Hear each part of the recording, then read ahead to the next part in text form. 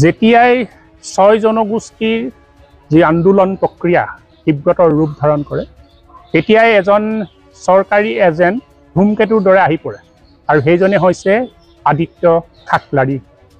আৰু আমি এটা কথা আদিত্য খাকলাৰীক ধৰিব পৰা নাই যে তেওঁ বিভিন্ন অসমৰ যিবোৰ আন্দোলন, অসম বচোৱা আন্দোলন হৈ গ'ল, কা আন্দোলনে হওক বা অবৈধ মিয়াৰ ক্ষেত্ৰতে আন্দোলন হওক বা তেনেধৰণৰ আমি বহুতো আন্দোলনৰ ক্ষেত্ৰত আদিত্য খাকলাৰী কোনো এষাৰ মাত আমি নেদেখোঁ। মাত্ৰ যেতিয়াই ৬ জনগোষ্ঠী আন্দোলনৰ কথা আহে, যেতিয়াই অসম চৰকাৰে ৬ জনগোষ্ঠীৰ লগত আন্দোলনকাৰীৰ লগত বহে, তেতিয়াই কিন্তু আদিত্য খাকলাৰী ধূমকেতুৰ দৰে আহে আৰু তেওঁলোকে বিৰোধ কৰিবলৈ আৰম্ভ কৰি দিয়ে।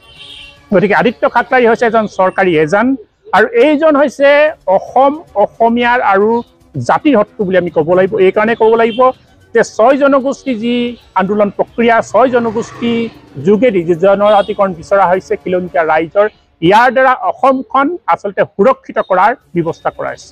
গতিকে আদিত্য খাকলাৰী অসম সুৰক্ষিত হোৱাটো বিচৰা নাই আৰু সেই গতিকে তেওঁ অসম বিৰোধী, অসমীয়া বিৰোধী, জাতিৰ বিৰোধী কাৰ্যত লিপ্ত হৈছে। গতিকে আমি আদিত্য খাকলাৰীক টাই সংযোগ পৰিষদৰ তৰফৰ পৰা গাদ্দাৰ আখ্যা দিছোঁ, অসমৰ গাদ্দাৰ আখ্যা দিছোঁ, আহোম জনগোষ্ঠীৰ গাদ্দাৰ হিচাপে আখ্যা দিছোঁ। আৰু অসম চৰকাৰক আমি এটা আহ্বান জনাইছোঁ, তেওঁলোকে যিটো কথা কৈছে যে মৰাণ মটক আৰু কোচ ৰাজবংশী অভিভুক্ত গোৱালপাৰা জিলাৰ ক্ষেত্ৰত আদিত্য খাকলাৰী বা তেওঁলোকে যিসকলে গ্ৰীণ ছিগনেল দিছে বুলি কৈছে, গতিকে এনেকুৱা ধৰণৰ বিভেদ যদি সৃষ্টি কৰে তেতিয়াহ'লে কিন্তু অসম জ্বলিব, সেইটো কিন্তু খাটাং। যদিহে আহোম, চাহ জনগোষ্ঠী লগতে চুতীয়াসকলে যদি জনজাতি নাপায়, যদি ৩টাক যদি জনজাতিকৰণ দিয়া হয় তেতিয়াহ'লে অসম জ্বলিব। এই কথা কিন্তু খুব খাটাং। এইটো আমি মুখ্যমন্ত্ৰী ডাঙৰক স্পষ্টকৈ টাইপাৰ তৰফৰ পৰা বাৰ্তা প্ৰেৰণ কৰিছোঁ। আৰু আগন্তুক ২৬ চনৰ আগে আগে যদি ৬ জনগোষ্ঠীৰ জনজাতিকৰণ নহয় তেতিয়াহ'লে আহোম অধ্যুষিত প্ৰায় ২৫টা সমষ্টিত বিজেপি কিন্তু পৰাভূত হ'বলৈ তেওঁলোকে কিন্তু দৌৰি থাকক আৰু আহোম জনগোষ্ঠীয়ে তেওঁলোকক কিন্তু পৰাভূত কৰা হ'ব।